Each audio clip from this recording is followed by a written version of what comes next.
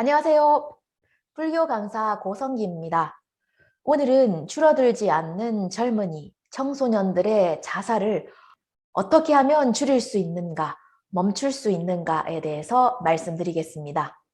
2020년은 초, 중, 고등학교 학생들의 자살률이 과거 최대였습니다.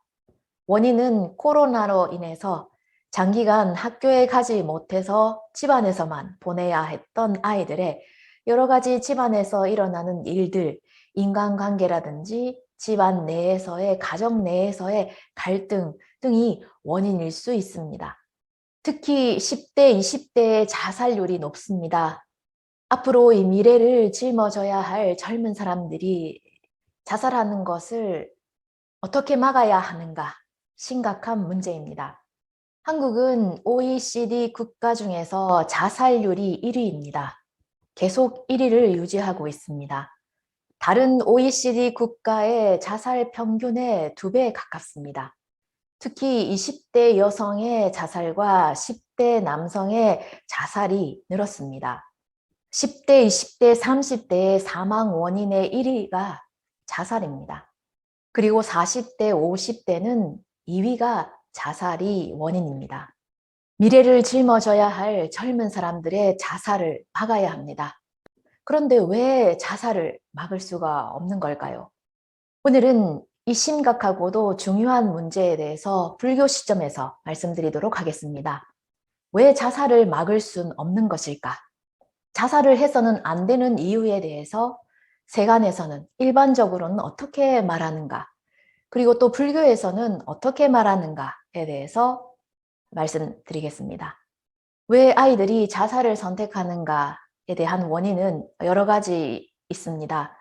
학교, 아니면 학교에서 가르쳐 주시는 선생님, 아니면 가정, 그리고 사회가 문제다, 원인이다라고 말하는 사람이 있습니다. 물론 학교에서 여러 가지 문제들이 일어납니다, 아이들에게.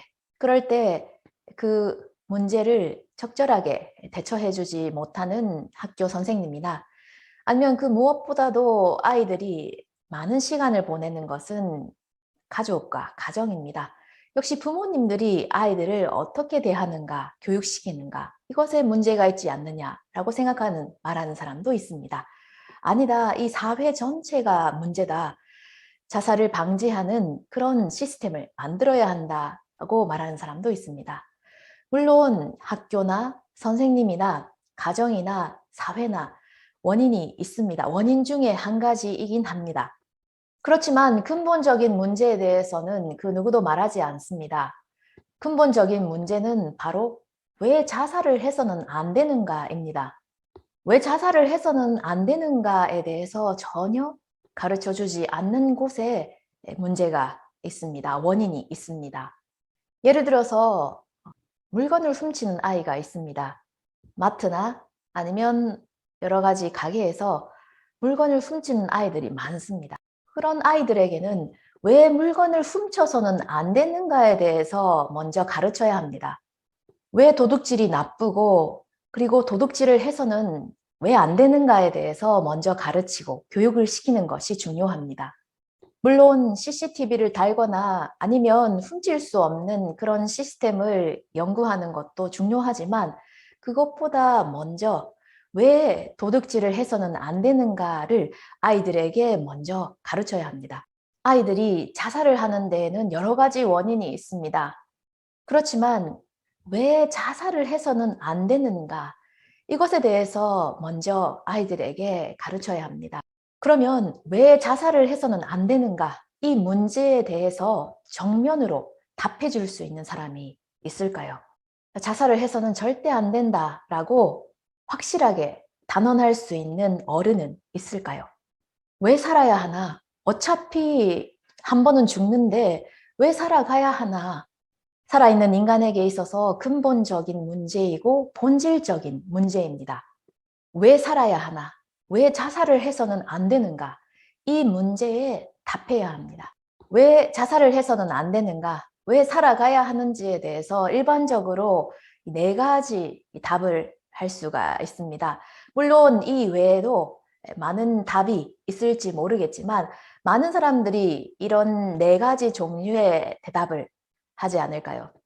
우리 아이들이 자살을 선택하려고 할 때, 왜 자살을 해서는 안 되는가? 왜 살아야 하는가에 대해서 물어올 때 어떻게 대답할까요?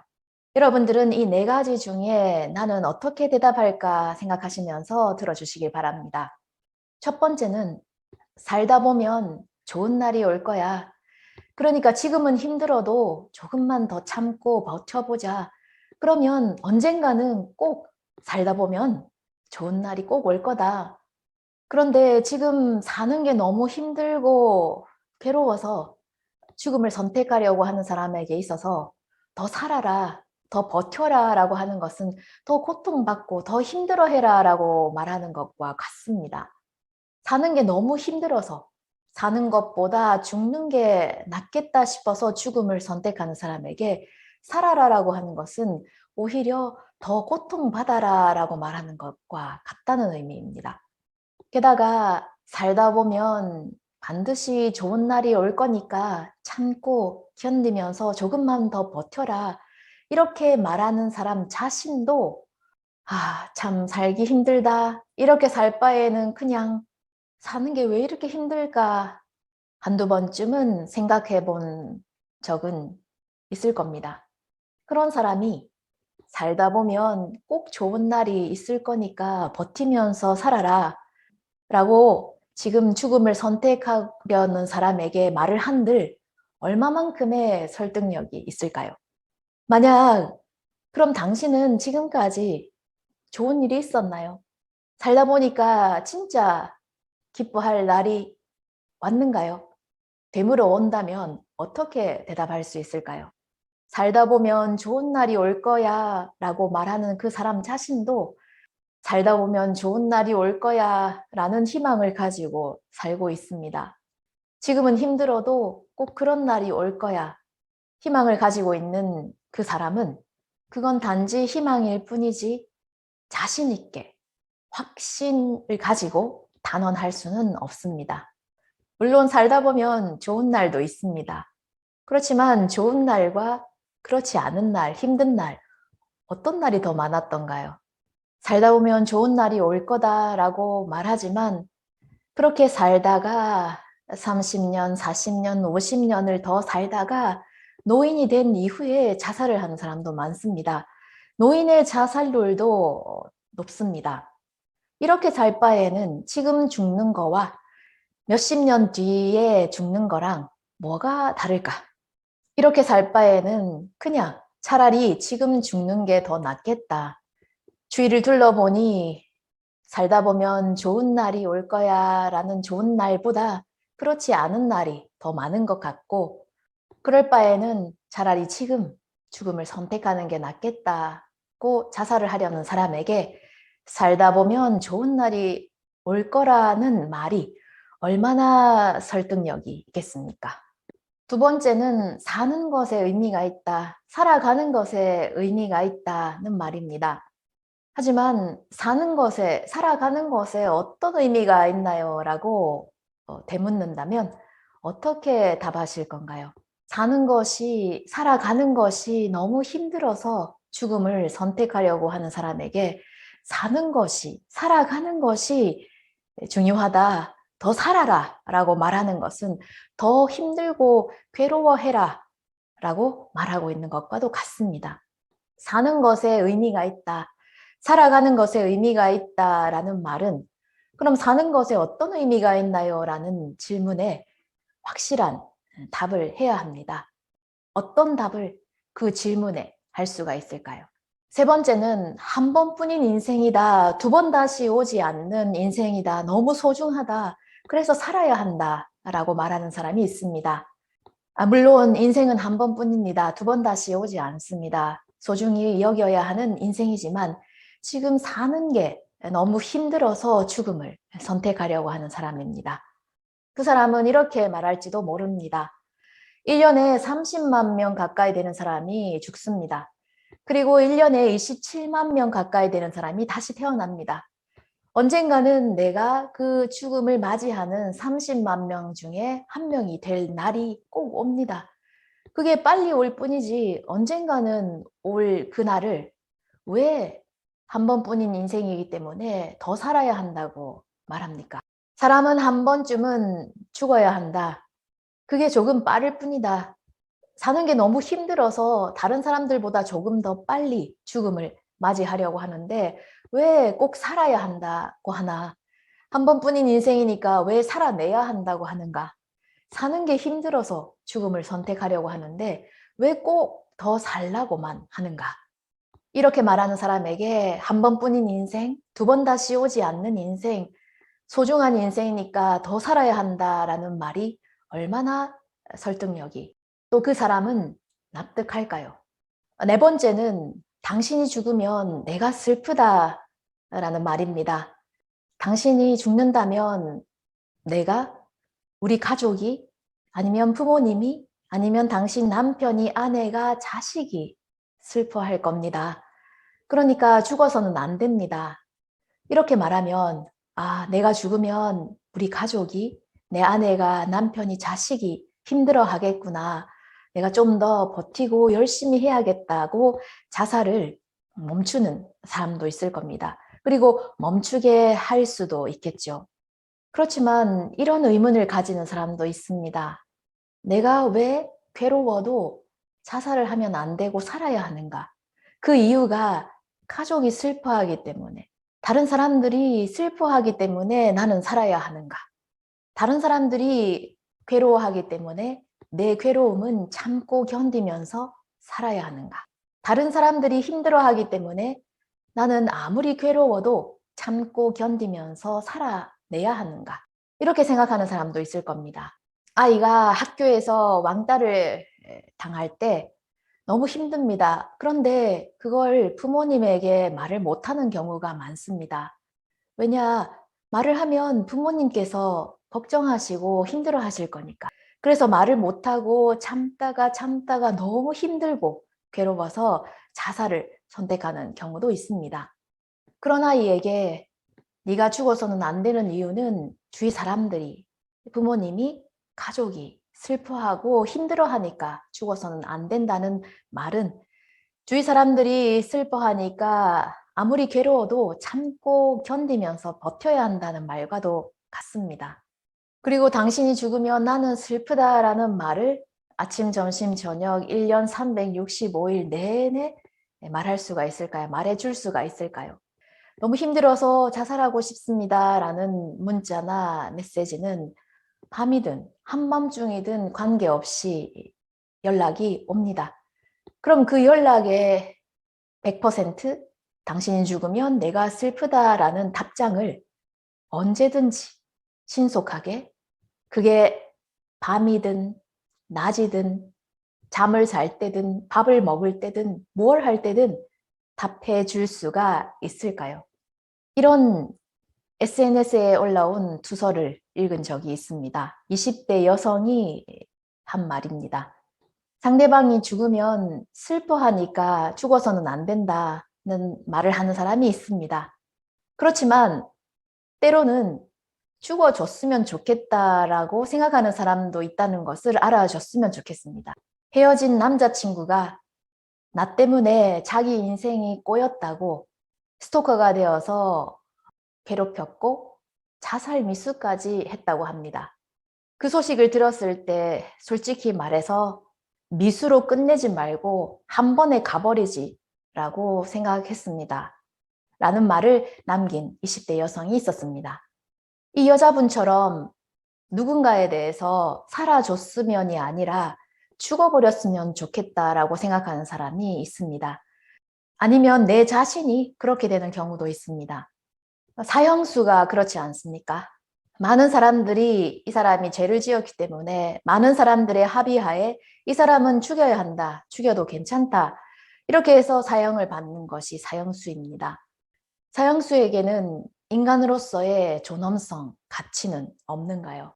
그리고 내가 죽는다면 누군가가 슬퍼할 거니까 죽으면 안 된다는 말은 내가 죽어도 아무도 슬퍼해 줄 사람이 없다면 죽어도 괜찮다는 건가요?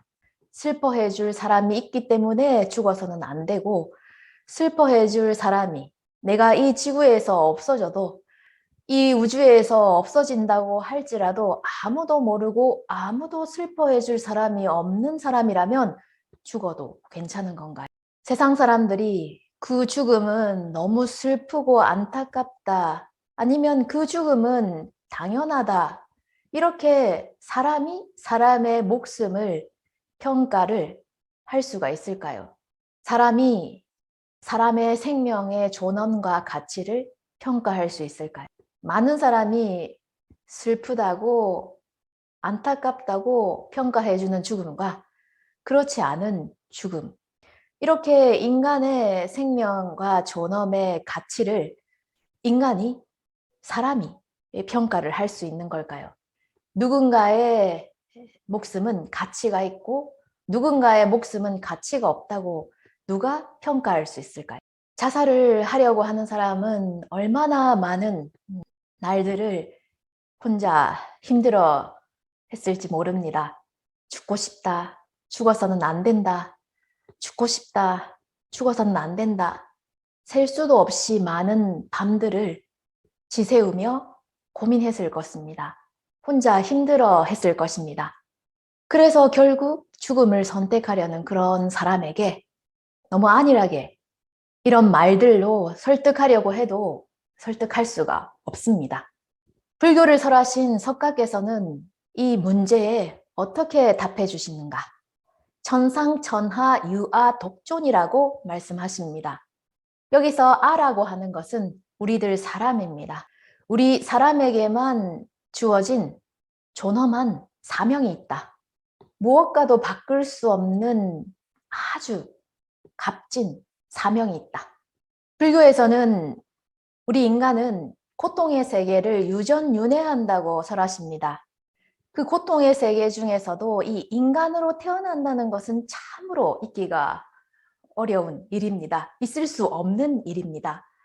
인간으로 태어났다고 하는 것은 참으로 귀한 일이고 존엄한 사명을 띠고 이 세상에 태어난 참으로 귀한 존재가 인간이다 라고 석가는 말씀하십니다. 그 목적을 알고, 인간으로 태어난 목적을 알고 그것을 달성했을 때 인간으로 태어나기 어렵다, 이미 인간으로 태어났다, 참으로 인간으로 태어나길 잘했다, 석가께서 화엄경에서 말씀하시고 있는 이 생명의 환희가 일어납니다. 다른 세계에 태어났더라면 이런 행복을 얻을 수가 없었다. 인간으로 태어났기에 이런 행복을 얻을 수가 있었다. 참으로 인간으로 태어나길 잘했다. 얼마나 인간으로 태어난 것이 값지고 귀한 일인가. 기뻐하지 않을 수 없습니다. 인간으로 태어나길 잘했다. 이미 인간으로 태어났다. 이 인간으로 태어난 생명의 환희. 한숨 한숨 하루하루가 환희로 넘쳐 흐르는 이 생명의 환희를 불교에서는 신요라고 합니다. 이 신요라는 행복을 획득하기 위해서 우리는 인간으로 태어났다. 인생의 목적은 신요 획득이라고 석가는 말씀하십니다. 인간으로 태어나서 그 어떤 어려움이, 고통이, 힘든 일이 닥쳐오더라도 살아가야 한다. 살아내야 한다. 절대로 죽어서는 안 된다. 진정한 행복을 획득할 수 있는 날이 온다고 석가는 말씀하십니다. 주위 사람들이 많이 슬퍼한다고 해서 무거운 목숨도, 그리고 주위 사람들이 다 돌을 던지면서 죽어야 한다고 해서 가벼운 목숨도 없습니다. 좀 극단적인 예일지는 모르지만 주위 사람들이 다 너는 뭐 죽어야 한다고 돌을 던지더라도 꼭 살아내야 하는, 나에게는 살아야 하는 목적이 있다. 무엇과도 바꿀 수 없는 목적이 있다고 불교는 설하십니다. 지금 자살을 하려고 하는 사람한테 그런 말을 해도 자살을 막을 수는 없지 않느냐, 이렇게 생각하시는 분이 계실지 모릅니다. 저도 그건 그렇다고 생각하는 점은 있습니다. 그렇지만 자살을 말리는 쪽이 왜 자살을 해서는 안 되는가에 대한 근본적인 이유를 알고 있는 것과 그렇지 않은 것, 자살을 해서는 안 되는 그 근본적인 이유, 이런 세계가, 이런 행복이 있다는 것을 알고 있는 사람과 그렇지 않은 사람은 대처하는 방법과 어떻게 방지해야 하는지 그 교육에 대해서도 많은 진전이 있을 거라고 생각합니다. 자살을 해서는 안 되는 이 근본적인 이유를 알므로써 자살을 방지할 수 있는 교육이 크게 바뀌었으면 합니다. 왜 자살을 해서는 안 되는가? 그 자살을 방지하고 막으려는 그 사람 자신이 그 이유를 확실히 모른다면 그 어떤 대책도 진정한 성과는 얻을 수 없을 것입니다. 미래를 이어나갈 젊은이, 청년들의 자살을 어떻게 하면 방지할 수 있는가? 이것을 재검토해 보는 것과 그것에 대해서 불교에서는 어떻게 석가께서는 말씀하시고 계시는가에 대해서 오늘 말씀드렸습니다. 구독, 좋아요는 큰 힘이 됩니다. 끝까지 시청해 주셔서 감사합니다.